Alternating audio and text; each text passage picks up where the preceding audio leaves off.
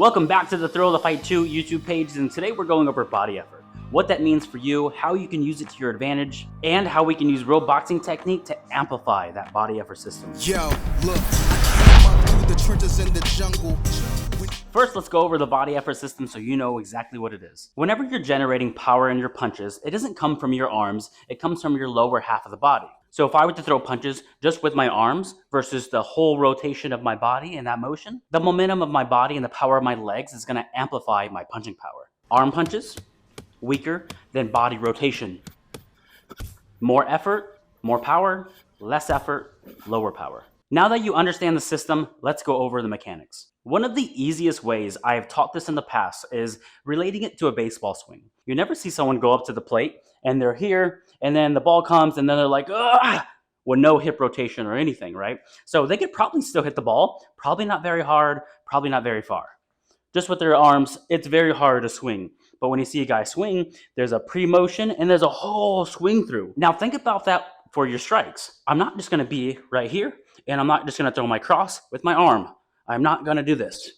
I can, but it's low effort, which means low damage. If I wanted to add a little bit more pop to those straight punches, I can step forward with my jab, or I can turn with my cross. But again, low effort, high effort.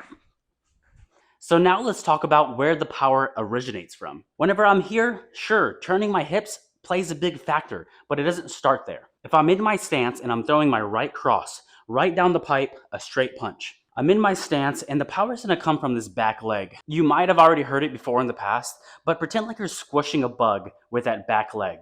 I'm in my stance, I'm going to squish a bug, and that's going to be the start of this rotation. My back leg, almost like I got a bug there, and I'm going to, I want that bug gone. So get into your stance and let's start squishing that bug. Just get used to that, starting the process. I'm here, squish the bug, squish the bug.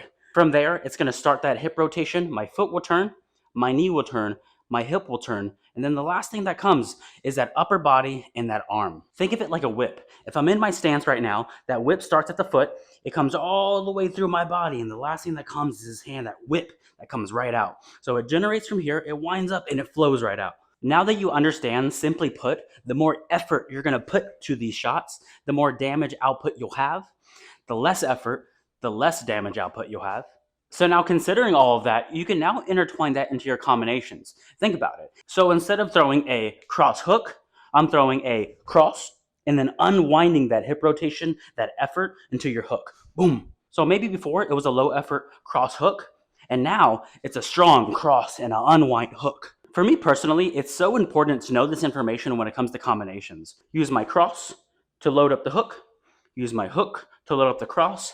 But in all that, my body is moving, my hips are rotating, and that effort, that big effort coming from my legs is coming out either here, boom. So remember, use that body effort inside of your combinations, just as you would in real boxing. The power is going to come from your legs and your hips and your body moving, not just your arms. So the next time you're throwing, make sure it comes from your legs and that body is involved, that effort is involved. If you would like more tips and tricks like this for Thrill of the Fight 2, make sure to comment down below. I'm here for you, so let me know what exactly can help you, and I'll make sure to cover the topic. But as always, if you enjoyed this video, please show the support by subscribing right here in the middle and check out these other two videos.